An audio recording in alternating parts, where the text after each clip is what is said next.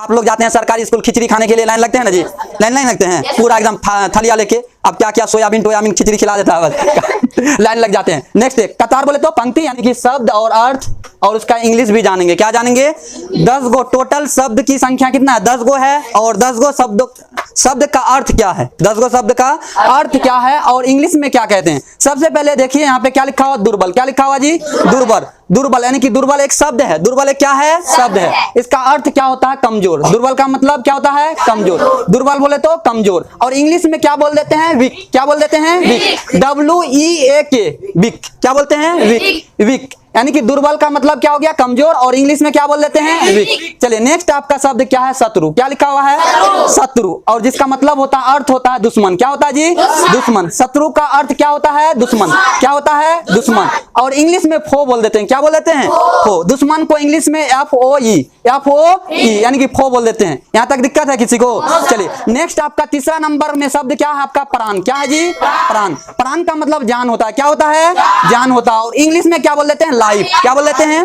Life. जैसे जीवन बोल देते हैं ना जी। चलिए प्राण का मतलब क्या होता है? जान। क्या होता है? जान बोलो। और इंग्लिश में क्या बोल देते हैं? लाइफ। चलिए नेक्स्ट चौथा नंबर में शब्द क्या है? सामूहिक। क्या है? सामूहिक। इसका मतलब होता है इकट्ठे होकर। इकट्ठे मतलब आप लोग जब कहीं आपका कोई फंक्शन होता है तो आप लोग इकट्ठा होकर शोर मचाते हैं ना जी। तो यहाँ पे सामूहिक का मतलब क्या हो गया? इकट्ठे होकर यानी कि गैदरिंग। नहीं बोलता है सर, लोग नहीं बोलते हैं गैदरिंग मत करो, बोलता है कि नहीं बोलते हैं? गैदरिंग बहुत कर रहा तुम लोग, बोल रहा ना। चलिए गैदरिंग मतलब सामूहिक का मतलब क्या हो गया? इकट्ठे। और इंग्लिश में क्या बोल देते हैं? गैदरिंग। क्या बोल देते हैं? गैदरिंग। चलिए नेक्स्ट पांचवा नंबर शब्द क्या है आपके सामने में स्क्रीन में आप देख पा रहे हैं? कतार है। क्या जी? कतार, जिसको पंक्ति बोल देते हैं। क्या बोल देते हैं? और इंग्लिश में क्यू बोलते हैं। क्या बोलते हैं? क्यू। नया शब्द है ना क्यू। क्या बोल देते हैं? स्पेलिंग क्या है? QUEUE Q. अल्टर टाइप का स्पेलिंग है क्यू। क्या बोलेंगे?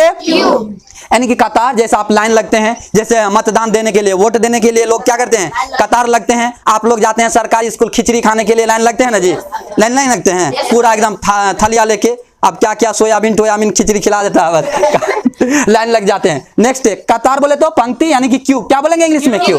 चलिए नेक्स्ट आपका छठा नंबर में क्या है? चाह। क्या है जी? चाह। इच्छा, जिसको इंग्लिश में विश बोल देते हैं। क्या बोल देते हैं? WISH विश यानी कि चाह बोले तो इच्छा। चाह का अर्थ क्या होता है? इच्छा। और इंग्लिश में WISH विश बोलते हैं। क्या बोलते हैं? विश। सातवां नंबर में आपका क्या शब्द है? तलैया। क्या जी? तलैया, जिसका अर्थ होता है तालाब। क्या होता है जी? तालाब। और इंग्लिश में पोंड बोल देते हैं। क्या बोल देते हैं? तलैया का अर्थ क्या होता है? तालाब। क्या होता है? तालाब। और इंग्लिश में क्या बोल देते हैं? पोंड बोल देते हैं। पोंड यानी कि जो घर का पीछे वगैरह होता है ना, तालाब वगैरह, जिसको पोखर भी बोलते हैं। नेक्स्ट आपका शब्द क्या है? जीवित। क्या है? जीवित, जिसका अर्थ होता है जिंदा। क्या होता है? जीवित बोले तो जिंदा। अगर जीवित का बात करें तो मतलब जिंदा चीज का बात कर रहा है, ऐसा नहीं सोचिएगा मर गया, नॉन लिविंग, यानी कि निर्जीव का बात नहीं है यहाँ पे हो रहा है। क्या चीज का? यानी कि जिंदा, जिसको इंग्लिश में क्या कहते हैं? ऑलाइव। क्या बात है? ऑलाइव यानी कि जीवित का अर्थ होता है जिंदा। जीवित का अर्थ होता है जिंदा। इंग्लिश में क्या बोल देते हैं? ऑलाइव। क्या बोल देते हैं? ऑलाइव। ALIV ऑलाइव। ऑलाइव बोले तो जिंदा। नेक्स्ट आपका 9वां नंबर में क्या है? अनुभव। क्या जी? अनुभव। अनुभव क्या है? अनुभव। और अनुभव का अर्थ क्या होता है? महसूस। क्या होता है?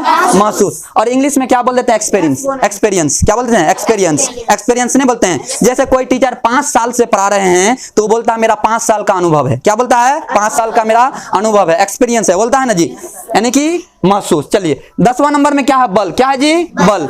बल है ना, बल का अर्थ होता है शक्ति। बल का अर्थ होता है शक्ति, ताकत बोलते हैं ना जी। बल का अर्थ क्या होता है? ताकत होता है। और इंग्लिश में क्या बोल देते हैं? पावर। क्या बोल देते हैं? पावर। पावर का मतलब स्क्वायर भी होता है, लेकिन स्क्वायर यहाँ नहीं, यहाँ पे बात कर रहे हैं शक्ति का, बल का। यहाँ तक समझ में आई बात? चलिए नेक्स्ट वीडियो में हम लोग नेक्स्ट शब्दों के बारे में और इसका अर्थ के बारे में जानेंगे डिटेल से। चलिए ओके।